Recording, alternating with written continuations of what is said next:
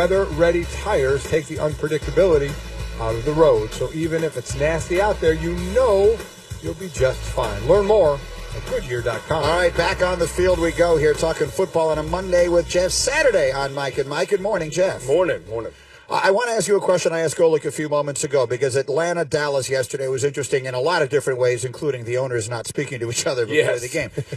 But then the Falcons looked like a team that we sort of haven't seen all year, and the Cowboys looked like a team that is not going to give anybody the kind of run they looked the last few weeks. So which was more real to you? Did we learn more about the Falcons and what they're going to be the rest of the way, or more about the Cowboys and what they're going to be the rest of the way yesterday? I think the Cowboys. I think, listen, when you look at the way that they lost that game yesterday, Tyron Smith being out, obviously it was a huge issue.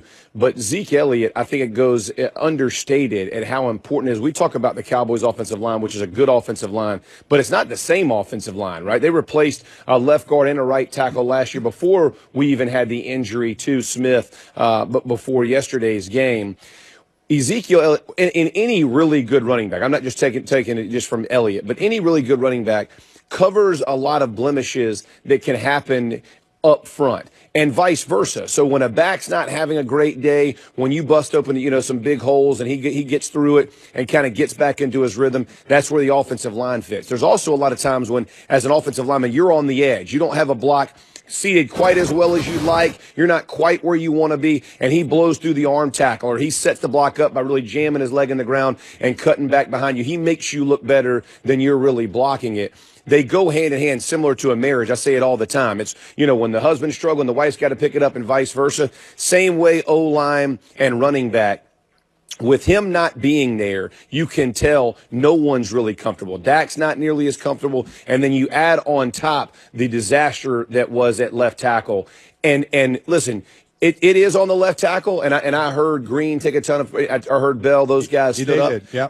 But listen, you got to help. I mean, it's a train wreck and an absolute disaster. And you and I both know, you'll walk off the field, you can see in a guy's eyes, hey, I'm overwhelmed. I can't do this. You know I can't do it. I know I can't do it for whatever reason. Maybe it's technique. Maybe it's just a bad day. Maybe the guy's just that good. I think it was a little of everything yesterday, right? Claiborne hasn't done that in the past. All of a sudden, he's having a lights-out day. Your technique goes bad. But you got to help him. I mean, you got to slide his way. You got to either keep a back in there, keep a tight end. I don't care if it's every play, and you have to adjust, because no play is going to get off when it's happening that fast. How do they not? This is the NFL. We talked about this a lot with the Giants line early on and not helping Flowers. Yes, but absolutely. This is one of the best lines in the league. Now, certainly playing undermanned with not having Smith out there, but how do you watch a guy go around a guy time after time after time and not do anything? It's one guy. One guy. It's one guy. It's not like he was moving up and down the line. Right. It's not like he J.J. Wadded you, right? He went from nose guard to tackle to end. He's moving around. No, he's lined up in the same spot, and you know how to get that taken care of. It is super frustrating for an offensive lineman. And listen, you see technique fail, and it did fail yesterday, but you can help a guy even with a slide when you know Cooper could come out and help, overset the daylights out of him. Make the guy come inside where he's forcing into a double team, even if you can't chip or put a tight end. But really, really a frustrating day, I think, from the Cowboys. And then the Falcons on the other side just took advantage. I mean, Julio had a much better day than he has. Ryan played well. It concerns me with Freeman going out, because again, if this Falcons team wants to get back to who they were last year offensively, it has to go through Freeman and Coleman, or if Freeman's out, Coleman, whatever running back by committee they have to have. That offense only goes when that run game goes and starts hanging up those 30 points. And you're seeing it in every good offense right now. The run game is establishing and moving forward. I was amazed at the lack of adjustment. I could not believe that they wouldn't help him at all. Over to the positive side, a team that we always say teams are built for a certain thing, and we talk about teams in a dome. Are they built for a dome? What about the Saints?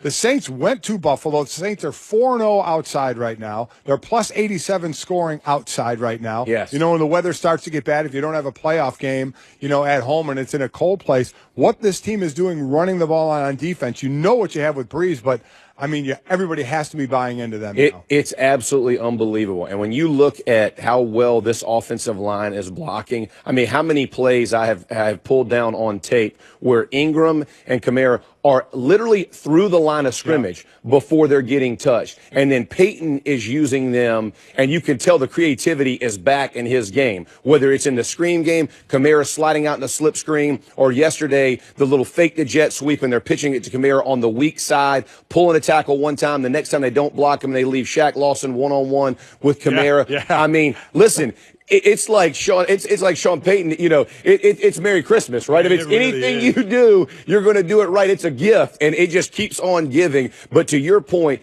and give the tight ends and the receivers a ton of credit, because how you get from 5 and 8 yard gains to those big plus 30s are because those guys are blocking, and they look lights out. And to beat Buffalo the way they did in Buffalo, man, in the cold, you wouldn't have said that about a Drew Brees team, a couple years ago. Yeah, it is remarkable when you consider what we would have expected from them and what they are. From the moment you fell in love with the Bills, they've been terrible. Terrible. I bought, and it was a disaster. Wow. And I hesitantly, I bought, and I shouldn't have bought. That's what happens. You bought high and you're selling low. Selling very low. On the Buffalo Bills. Jeff Saturday with the Straight Talk, brought to you by Straight Talk Wireless. Best phones, best networks, no contracts. And you know that things are going your way when you're the Philadelphia Eagles. They even won their bye week. Yeah. They didn't play this week, but Dallas lost, Washington lost, and the Giants continue to lose. Oh. And what I tried to identify, because I can't sit up here and say that players have quit. Right. That's not a word I'm ever going to attach, because I don't think I'm trained to see that. And that I am well aware of just how damning of a criticism that is. I can tell when someone's playing badly. I can't sit here and tell you they're not giving you any effort.